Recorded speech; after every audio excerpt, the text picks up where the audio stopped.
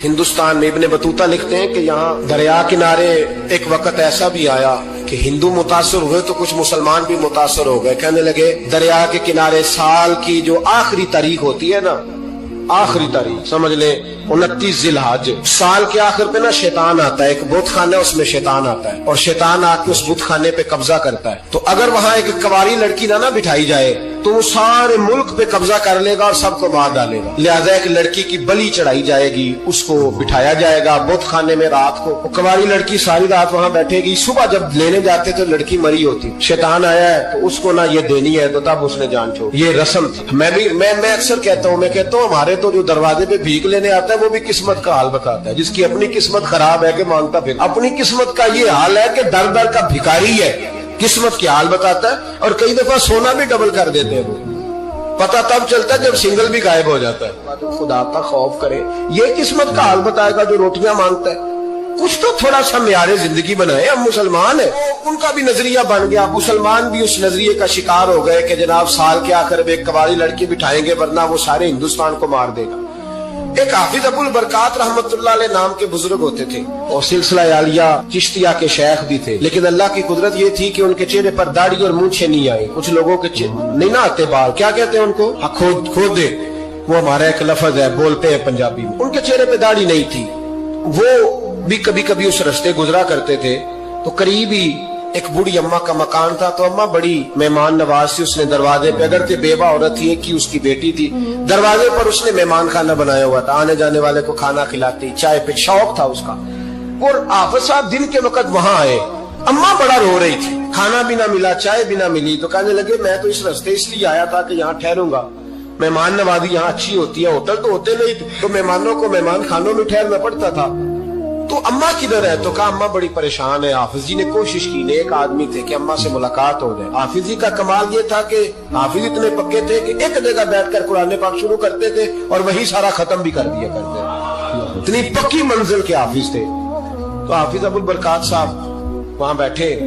وہ اماں کوئی بزرگ تھے حافظ صاحب، وہ اماں سے کسی طریقے ملاقات کی تو اماں ملتے ہی رونے لگی چیخے مار کے.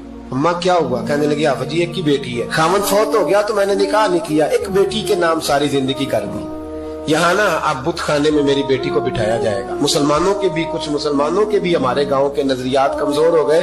یہاں بچی کو بٹھایا جائے گا اور سویرے وہ مر جائے گی میری بیٹی. قرآن اندازی ہوئی ہے تو میری بیٹی کا نام نکل آیا. اب بیٹی کو جانا ہی پڑے گا. یہ ہمارے ان کچھ علاقوں کا طریقہ ہے.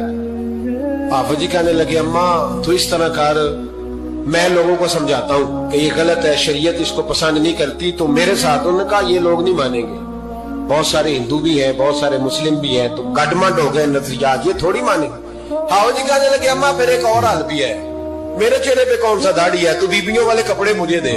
آج میں بیٹھتا ہوں وہاں دیکھتا ہوں کون سا شیطان آتا ہے. عقیدہ مضبوط ہو نا. اقبال کیا کہتے ہیں ارادے جن کے پختہ ہو، نظر جن کی خدا پر ہو، تلاطم خیز موجوں سے وہ گھبرایا نہیں کرتے. کہا مجھے دو کپڑے بیبیوں والے، میں بیٹھتا ہوں. اماں کہنے لگی وہ شیطان واقعی آتا ہے. آج تک جتنی بچیاں گئی ہیں سویرے مردہ ملی ہیں. بڑی سمجھنے والی بات ہے، غور کرنا. جتنی گئی ہیں ساری مردہ آئی ہیں. تو حافظ جی آپ کو جب وہ شیطان رات کو دیکھے گا نا، آپ آئے ہیں تو آپ کے تو وہ زیادہ ٹکڑے کرے گا کہ اس نے دھوکہ کیا، مرد ہو کے عورتوں کی جگہ پہ آیا. آپ نہ گئے. حافظ جی کہنے لگے ٹکڑے میرے ہونے ہیں، آپ فکر نہ کریں. دریا کنارے بت خانہ تھا. حافظ جی عورتوں والا لباس پہن کے وہاں بیٹھ گئے. حافظ صاحب کہتے ہیں 3 دفعہ میں نے رات کو باہر نکل کے دریا پہ وضو بھی کیا. ساری رات میں نے قرآن پاک پڑھا اور جب فجر کا وقت ہوا تو باہر نکل کے میں نے اذان پڑھی. لوگ آئے تو میں نے جماعت کرائی. اور فرماتے ہندو مسلمانوں سب کو بلا کے میں نے کہا کہ اگر آج کے بعد شیطان نہ آئے تو ہندو کلمہ پڑھتے ہو سارے؟ نے کہا جی پڑھتے ہیں. فرمایا لو پھر میں بالکل صحیح سلامت آ گیا، کوئی شیطان نہیں آیا. کہتے سب ٹھیک ہو گیا. اب لوگ کہنے لگے حافظ جی بات تو آپ کی ٹھیک ہے پر وہ بی بی کیسے مر جاتی تھی؟ جس کو ہم رات کو بٹھاتے تھے سویرے مردہ ملتی تھی تو اس کو کون مارتا تھا اگر شیطان نہیں آتا؟ حافظ جی سمجھانے لگے کہ شیطان وسوسہ دیتا ہے پر زندگی موت اس کے ہاتھ میں. وسوسہ دیتا ہے، جتنی اس کو گنجائش ہے وہ کرتا ہے. پھر وہ بی بی کیسے مرتی تھی؟ تو حافظ جی نے ایک بہت بڑی بات سمجھائی. کہنے لگے اصل بات یہ جس آدمی کو پتا ہو نا میں نے سویرے مر جانا ہے وہ ڈر سے ہی مر جاتا ہے. اس کو پتا ہو نا کہ میں یہاں مرنے آیا ہوں تو وہ ڈر سے ہی. فرمانے لگے اس کا عقیدہ کمزور ہو جاتا تھا، وہ نفسیاتی طور پر سمجھتی تھی کہ میں نے مرنا ہی مرنا ہے. तो खौफ होता था, कोई करीब नहीं आता था, दरिया और जंगल दाएं बाएं, तो सुबह तक उस औरत का दिल बंद हो जाता था। तो वो खौफ से ही उसे कोई शैतान नहीं मारता। अल्लाह की इबादत करें, इबादत से बरकत आती है। हजरत अबू इदरीस खौलानी रहमतुल्लाह अलैह हजरत मुआज बिन जबल के शागिर्द थे, ताबी बुजुर्ग थे। फरमाते हैं कि मैं जब से हजरत मुआज बिन जबल की सोबत में बैठा ना, तो बुरे कारोबारों से मेरी तबीयत तो चाट हो गई। कई कारोबार में देखता तो झूठ बोलना पड़ता, उसमें बड़ा कुछ करना पड़ता, तो मुझे डर आता। आप फरमाते मैंने ना बड़ी कोशिश की, पर मेरी मर्जी का काम मुझे, सूफी काहिल नहीं होते, फरमाते मेरे अंदर ताकत थी कि मैं हलाल कमा के बच्चों को खिलाऊं, पर मेरी मर्जी का काम नहीं मिलता था। हाथ हो गई। और जब इंसान नेकी की तरफ आता है तो कुछ न कुछ आजमाइशें जरूर आती हैं, ये पक्की बात है, पक्की बात। जब वो गलत मलत कर रहा होता है तो उसको लगता है सारा कुछ सही है, जब सीधा होता है तो बहुत सारी परेशानियां भी जरूर आती हैं। ये मिजाज है दीन का। आप फरमाते मैं परेशान रहने लगा, हालात खराब होने लगे, आजमाइश सख्त होने लगी, कारोबार बंद हो गया, काम ही कोई नहीं मिलता था। मेरी बीवी नाराज रहने लगी, हल्का हल्का तो उसने मुझे कहना शुरू किया, फिर जलाल में आ गई। और एक दिन मुझे कहने लगी अगर आज नाना कुछ लेके आए तो बच्चे लेके मेके चली जाऊंगी। आप फरमाते मैं बड़ा परेशान हुआ, निकल गया फजर पढ़ के काम की तलाश में। मैंने जोहर तक तलाश किया लेकिन मुझे काम न मिला। आप फरमाते नहर फुरात के किनारे तपती हुई रेत पे मैं बैठा था, तो मेरे दिल में ख्याल आया बंदों की मजदूरी नहीं मिलती तो आज अल्लाह की न कर ले, आज अल्लाह की मजदूरी न करे। आप फरमाते मैंने गरम रेत से तयम्मुम किया, वुजू किया वहीं फुरात, और गरम रेत पे कपड़ा बिछाया तो नफल पढ़ने शुरू कर दिए। जोर से असर तक नफल पढ़े, जोर से। चले मैं एक दुआ करता हूं, आप आमीन कहना। नहीं आएगा, अल्लाह करे कि हम मगरब के बाद वाले नफल ही पढ़ने शुरू कर दें। नबी करीम सैयद आलम सल्लल्लाहु ताला अलैहि वसल्लम के गुलामों का हाल देखे, इबादत का हाल देखे। फरमाते मैंने कहा अल्लाह की मजदूरी करे, जोर से असर तक नफल पड़े गरम रेत पे। और जब असर हुई ना तो मैंने अपने रुमाल में ना थोड़ी सी रेत बांध ली। घर की दीवारें छोटी छोटी थी। मैंने कहा बीवी ने देखा ना खाली हाथ आया है तो अंदर से शोर करेगी, हम साए भी सुनेंगे, तो चलो जब देखेगी ना रुमाल में कुछ है हौसला करेगी, जब अंदर जाऊंगा तो समझा लूंगा। आप मुस्कुरा रहे हैं ना हल्का हल्का, इसका मतलब है इन बातों में काफी सदाकत है। पुराने बुजुर्ग कर गए तो इसका मतलब ये है कि इनमें बहरहाल कई काफी हद तक सदाकत है। ये शोर होते रहते। कहते मैंने वो कहा कि चलो दूर से देखेगी तो घर जाके समझा लूंगा। आप फरमाते पहले मेरी बीवी दरवाजे पे बैठी रहती थी, बच्चे बैठे रहते थे, मुंतजिर होते थे कि कुछ लेके आए, घर में फाका होता। आज मैं गया तो शोर ही कोई नहीं, कोई शय नजर ना आई। वो रेत से भरा हुआ मेरा पल्लू मैंने दरवाजे के साथ रखा, अंदर चला गया। बीवी को आवाज दी कहाँ हो? कहने लगी मुंह हाथ धो लो, मैं रोटी लेके आई। हाथ धो गई, रोटी किधर से आई? इस घर में तो फाके थे, खाना किधर से आया? कहते रोटी लाई, सलाद भी लाई, दूध भी लाई, उस जमाने में जो नेमतें थी फल भी लाई, सारा आ गया। मैंने घूर के देखा, मैंने कहा किधर से आया ये सारा कुछ? कहाँ है बच्चे? कहने लगी रोटी खा के बाहर निकल गए। मेरे दिल में ख्याल आया मेरी बीबी का किरदार तो चांद से ज्यादा उजला है, तो ये सारा कुछ कैसे आया? मैंने कहा ये कहां से आया सारा कुछ? तो कहती है मेरी तरफ देख के कहने लगी पता नहीं आज किस करीम की मजदूरी करने चले गए थे, पता नहीं किस करीम की मजदूरी पे चले गए थे। जोर हुई है तो उसने अनाज की बोरियां भेजी है, चावल भेजे हैं, फल भेजे हैं, इतना कुछ भेजा है कि मेरे घर में रखने को जगह ही कोई नहीं। ये कहते कहते उठी और कहने लगी पहले ही बड़ा आया था, अब और क्या लाए हो? आप फरमाते मैं सख्ते में था, उसने जाके मेरा रुमाल जो खोला, मैं रेत लाया था, रब करीम ने हीरे बना दिए, वो हीरे बन गए। आप फरमाते कहने लगी किस करीम की मजदूरी पे गए थे? फरमाते मैं उठा और कच्ची जमीन पे सर सजदे में रखा। मैंने कहा मालिक मैं सारी जिंदगी दुनिया राजी करता रहा, लोगों के दरवाजों पे खड़ा रहा, ताल्लुकात बनाकर थोड़ी सी रोजी के लिए जद्दोजहद करता रहा, धुतकारा गया, सताया गया। मौला میں تو تیرے دروازے پہ آج آیا ہوں، پوری دیہڑی بھی نہیں لگائی، زور سے سر ڈیوٹی کی ہے، اللہ تیری تھوڑی مزدوری کا اتنا اجر ملتا ہے، خدایا تو اتنا نوازتا ہے۔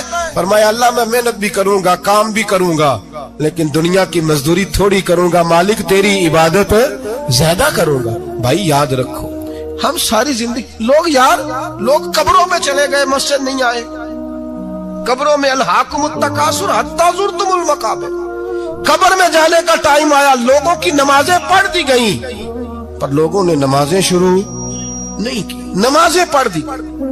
کہیں لے جاؤ، شادی کا موقع ہے تو وہ کراچی جانے کو تیار ہے، لیکن چند فرلانگ پہ مسجد ہے، مسجد جانے کو تیار ہے۔ اللہ کے ولی کی علامت ہے وہ عبادت گزار ہوتا ہے، اور جو نہ نماز پڑھے نہ نماز پڑھائے وہ زندیق تو ہو سکتا ہے، پیر ہو سکتا، میں ذمہ داری سے کہہ رہا ہوں، زندیق تو ہو سکتا ہے پر پیر ہو سکتا بالکل۔ وہ کہتا ہے میں تکبر کرنے والوں کو پسند نہیں کرتا، وہ کہتا ہے فسادی پسند نہیں ہے، وہ فرماتا ہے کہ راہوں میں کجی کرنے والے پسند نہیں ہیں، وہ فرماتا ہے کہ بدعہدیاں کرو گے تو میں صبح قیامت تم سے سوالات کروں گا۔ اللہ تبارک و تعالیٰ بہت ساری چیزوں کو ناپسند کرتا ہے، ناراض ہو جاتا ہے، بلکہ نبی پاک صلی اللہ تعالی علیہ وسلم نے فرمایا تم بات کرتے کرتے کوئی ایسا جملہ بول دیتے ہو کہ رب اتنا ناراض ہوتا ہے کہ تمہیں پتہ بھی نہیں ہوتا، تمہارے لیے جہنم کا فیصلہ کر دیتا ہے۔ اس لیے پہلے تولو پھر بولو، خود اپنے لفظوں کی تو تم پہرے داری کرو نا کہ میں کیا کہہ رہا ہوں۔ کوئی ایسا جملہ، کوئی ایسی بات وارث شاہ مان کری نہ وارثہ نہ، کوئی ایسی بات نہ تمہاری زبان سے نکلے۔ اور حضور یہ بھی فرماتے ہیں کہ اس کا دوسرا پہلو بھی ہے، بعض اوقات تم بات کرتے ایسا جملہ کہتے ہو وہ اتنا راضی ہوتا ہے کہ تمہارے لیے جنت کا فیصلہ فرما دیتا ہے۔ مسلمان کو اب یہ حکم ہے، اس ساری گفتگو کا نتیجہ یہ ہے کہ وہ اپنے جذبات پر، خیالات پر، نگاہوں پر، زبان پر، کانوں پر تھوڑی توجہ دے، بے لگام نہ بنے، بے ترتیب نہ بنے، جو طبیعت میں آئے کر نہ گزرے، تھوڑا سا نہ سوچے سمجھے اور تھوڑا سنبھل کے چلے، کبھی ان کاموں کی طرف نہ جائے جن سے رب ناراض ہو جاتا ہے، ان کاموں کی طرف بڑھے جن سے اللہ راضی ہوتا ہے۔ میرے نبی پاک صلی اللہ تعالی علیہ وآلہ وسلم نے ارشاد فرمایا، بعض احادیث میں لفظ یہ ہے کہ اللہ اپنے بندوں کو دیکھ کے مسکراتا ہے جو اس کی شان کے لائق ہے۔ جس ترتیب سے ہم مسکراتے ہیں، جس ترتیب سے ہم روتے ہیں، جس ترتیب سے ہم کسی بات کا اظہار تشکر کرتے ہیں، خدا ان باتوں سے پاک ہے۔ اب بہت ساری حدیثوں میں آیا کہ وہ مسکراتا ہے، تو کیا مطلب ہے مسکرانے کا؟ تو علماء تفسیر نے لکھا ہے مسکرانے کا مطلب یہ ہے کہ وہ بڑا ہی راضی ہوتا ہے اپنے بندے سے، بڑا راضی ہوتا ہے، یہ مطلب۔